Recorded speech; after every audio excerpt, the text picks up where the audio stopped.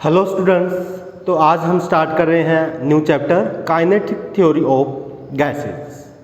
तो आज के लेक्चर में तो इसका इंट्रोडक्शन ही रहेगा। तो हमने देखा कि जो एटम की डिस्कवरी है 1803 में हुई, जॉन डाल्टन ने की। तो एटम की डिस्कवरी ने यानी कि एक रिवॉल्यूशन ला दिया था गैसेस, सॉलिड्स और लिक्विड्स के बारे में। यानी कि ये बताया गया था एटम में कि जितने भी चीज़ें हैं, जितने भी मटेरियल्स हैं, सभी किसके बने हुए हैं? एलिमेंट के। यानी कि सभी एलिमेंट्स में क्या होता है? एटम होते हैं। यानी कि कोई भी चीज़ है सभी किसी चीज़ से बनी हुई है। Very small particles called atom. और एटम की डिस्कवरी जो है 1803 में जॉन डाल्टन ने की थी। लेकिन ये डिस्कवरी काफ़ी सफिशिएंट नहीं रही। उसके बारे में दूसरे साइंटिस्ट ने भी बताया कि जो एटम्स हैं वो कंटिन्यूसली मोशन करते रहते हैं। अगर हम सॉलिड्स, लिक्विड्स और गैसेस की बात करें तो सबसे ज़्यादा मोशन किस में होगा? सॉलिड जो होते हैं उनके एटम्स टाइटली बाउंडेड होते हैं, पार्टिकल्स के बीच में स्पेस कम होता है, तो वहाँ पर तो मोशन हम बिल्कुल नेग्लिजिबल मानेंगे पार्टिकल्स के बीच में। लेकिन लिक्विड्स जो होते हैं, लिक्विड्स के पार्टिकल थोड़ा लूजली बाउंड होते हैं, तो वहाँ पर थोड़ा मोशन होगा। और बात करते हैं अगर गैसेस के पार्टिकल्स क्या है? वेरी फार अपार्ट होते हैं, इसलिए मोशन वहाँ पर बहुत ज़्यादा। तो गैसेस के पार्टिकल्स के बीच में क्या होता है? काफ़ी ज़्यादा मोशन होता है। तो ये मोशन ही हमारी काइनेटिक थ्योरी को पास करता है। काइनेटिक थ्योरी यानी कि गैसों के जो पार्टिकल्स हैं, एटम्स हैं, उनके मोशन की बात की जाएगी यहाँ पर। देखिए नेक्स्ट जो है हमारी जो काइनेटिक थ्योरी है 1873 में आई है। मैक्सवेल एंड बोल्ट्जमैन ने इसके बारे में बताया। क्या बताया काइनेटिक थ्योरी में? मोशन ऑफ एटम्स और पार्टिकल्स ऑफ गैसेस के जो एटम्स होते हैं उनके मोशन के बारे में बताया गया है काइनेटिक थ्योरी ऑफ गैस में। किसने बताया ये सब? मैक्सवेल एंड बोल्ट्जमैन ने। उसके बाद अगर हम देखें काइनेटिक थ्योरी में हम स्टडी किसकी करते हैं? काइनेटिक थ्योरी में हम स्टडी करते हैं एवरेज प्रॉपर्टीज की। किसकी? एवरेज प्रॉपर्टीज की स्टडी करते हैं यहाँ पर हम। क्योंकि जो सभी गैसेज हैं उनकी जो प्रॉपर्टीज हैं स्लाइटली डिफर होंगी। तो इसमें हम क्या करते हैं? सभी गैसों की एवरेज प्रॉपर्टीज की स्टडी करते हैं। जैसे कि उसके पार्टिकल्स हैं, उनके कोलिजन के बारे में बात की जाए तो यहाँ पर जो है एवरेज टाइम की बात करेंगे। एवरेज टाइम, ठीक है। मान लीजिए ये पार्टिकल है, ये पार्टिकल इससे टकराया, फिर इससे टकराया, ऐसे इससे टकराया। दो कोलिजन के बीच में जो टाइम लगेगा, ठीक है, वो एवरेज रिलैक्सेशन टाइम होता है। ठीक है, क्या होगा? एवरेज रिलैक्सेशन टाइम, यानी कि time taken to complete two successive collisions. दो कोलिजन में लगने वाला जो टाइम है वो क्या है? एवरेज रिलैक्सेशन टाइम, जिसको हम टाउ से डिनोट करते हैं। मान लीजिए फर्स्ट कोलिजन के लिए टो 1 लगा, सेकंड के लिए टो 2 लगा, नेक्स्ट के लिए, ठीक है। तो सभी का जो एवरेज निकाल लेंगे, टो एवरेज, तो क्या हो जाएगा? फर्स्ट के लिए, सेकंड के लिए टाइम, थर्ड के लिए, अप टू जितने भी हैं, तो सभी का क्या है? हमारा एवरेज इनका निकाल लेंगे। तो क्या हो जाएगा? एन से डिवाइड कर दें तो ये आ जाएगा average relaxation time, time taken to complete collisions. दो कोलिजन करने के लिए जो टाइम है। वैसे तो गैसों के जो पार्टिकल्स कोलिजन करते हैं उनमें कैसा कोलिजन होगा भाई? टकराएंगे, वापस भी जाएंगे, तो इलास्टिक कोलिजन भी होता है यहाँ पर। लेकिन वो चीज़ नहीं देखनी हमें, यहाँ पर ओनली उनके मोशन की बात करनी है, ठीक। एवरेज डिस्टेंस भी निकाला जा सकता है, एवरेज डिस्टेंस, ठीक है। एवरेज डिस्टेंस क्या होगा भाई, दो कोलिजन्स के बीच में जो उसने जितना भी डिस्टेंस लिया है, मान लीजिए λ1, λ2, λ3, यहाँ से यहाँ टकराया, यहाँ से यहाँ, यहाँ से यहाँ, टकराने का जो एवरेज डिस्टेंस है, एवरेज डिस्टेंस कैसे निकाला जाएगा, ठीक है, लैम्ब्डा एवरेज कैसे निकालेंगे, λ1 प्लस λ2 प्लस λ3 अप टू जितने भी डिस्टेंस हैं सभी का एवरेज। तो यहाँ पर हम किस चीज़ की स्टडी करते हैं, एवरेज टाइम की, एवरेज डिस्टेंस की, यानी कि average properties of gases.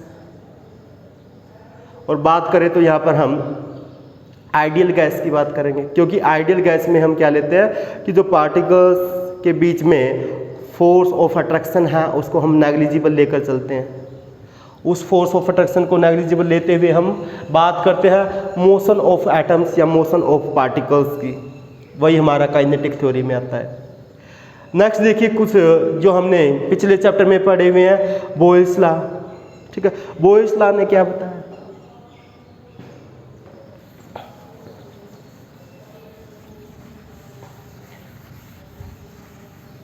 Boyle's law, Boyle's law है जो 1667 में, ठीक है, 1661 में जो हम बात करते हैं इसकी, 1661 में उसने क्या बताया था कि जो प्रेशर है वो इन्वर्सली प्रोपोर्शनल होता है वॉल्यूम के एट कांस्टेंट टेम्परेचर, जब टेम्परेचर क्या होगा, कांस्टेंट होगा, यानी कि वॉल्यूम इन्वर्सली प्रोपोर्शनल है प्रेशर के, और वॉल्यूम प्रेशर क्या आ जाएंगे इधर से कांस्टेंट।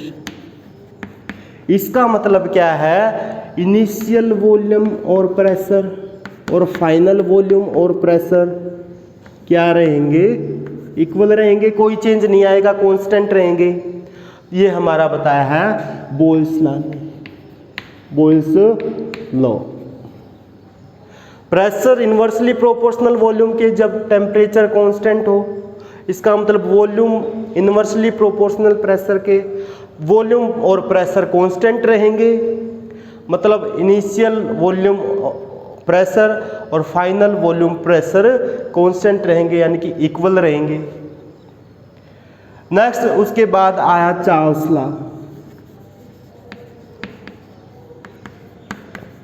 चार्ल्स लॉ 1783 में, 1783 में उसने क्या बताया कि जो वॉल्यूम है डायरेक्टली प्रोपोर्शनल होगा टेम्परेचर के, ठीक है, एट ए कांस्टेंट प्रेशर, ठीक है, जब क्या होगा, प्रेशर कांस्टेंट होगा। तो यहाँ से हम क्या ले सकते हैं, ठीक है, V/T क्या रहेगा हमारा, कांस्टेंट, यानी कि इनिशियल वॉल्यूम और टेम्परेचर और फाइनल वॉल्यूम और टेम्परेचर इक्वल रहेंगे, कोई चेंज नहीं आएगा।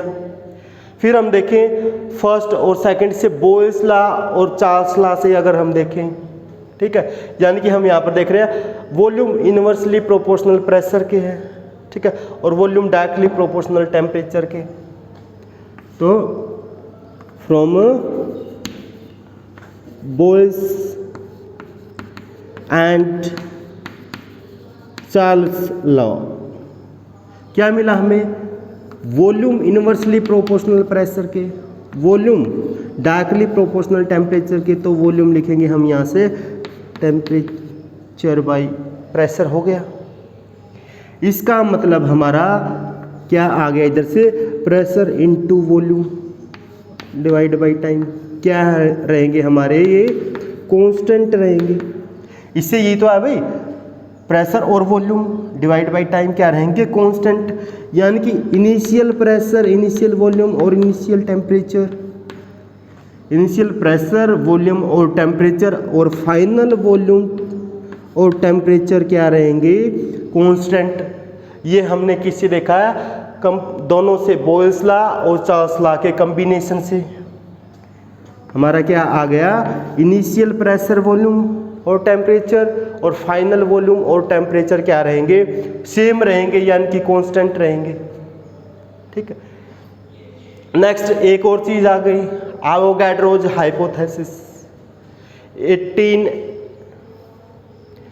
11 में 1811 में आ गई। ठीक है, एवोगाड्रोस हाइपोथेसिस में क्या बताया गया। ठीक है, ये रेज कर दूं मैं।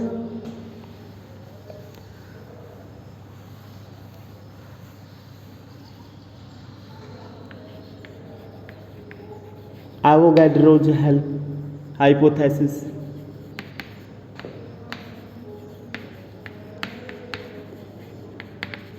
एवोगाड्रोस हाइपोथेसिस में क्या बताया कि जो वॉल्यूम है, ठीक है, वो क्या रहेगी भाई, नंबर ऑफ मॉलिक्यूल्स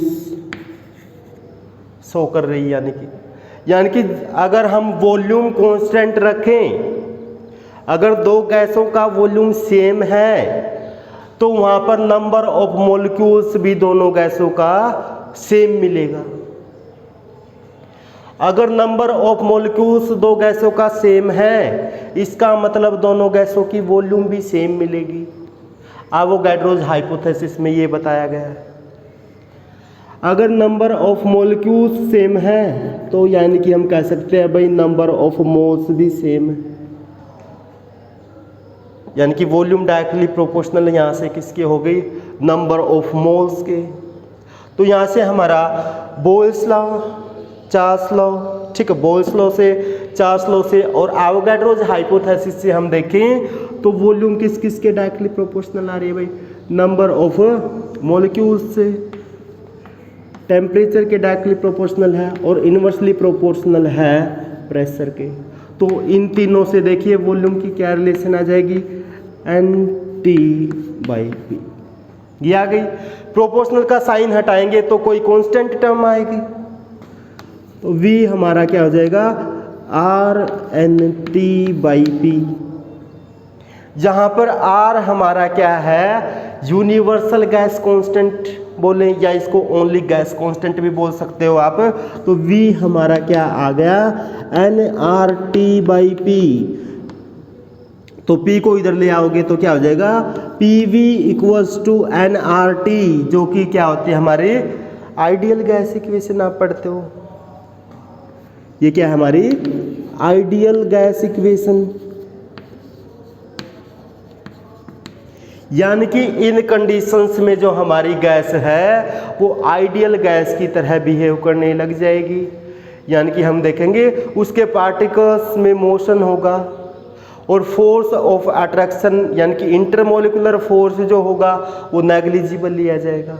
यानी कि गैस आइडियल गैस की तरह बिहेव करेगी कब, जब PV = nRT होगा, जहाँ पर P pressure, V volume and number of moles, R universal gas constant और T टेम्परेचर है। तो ये था हमारा काइनेटिक थ्योरी ऑफ गैसेस का इंट्रोडक्शन।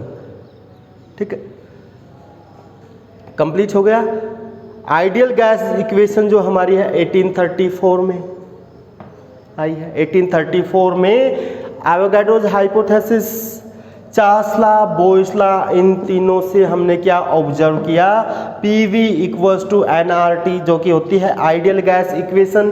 तो ये हमारे चैप्टर का इंट्रोडक्शन कंप्लीट हुआ। नेक्स्ट हम देखेंगे नेक्स्ट लेक्चर में।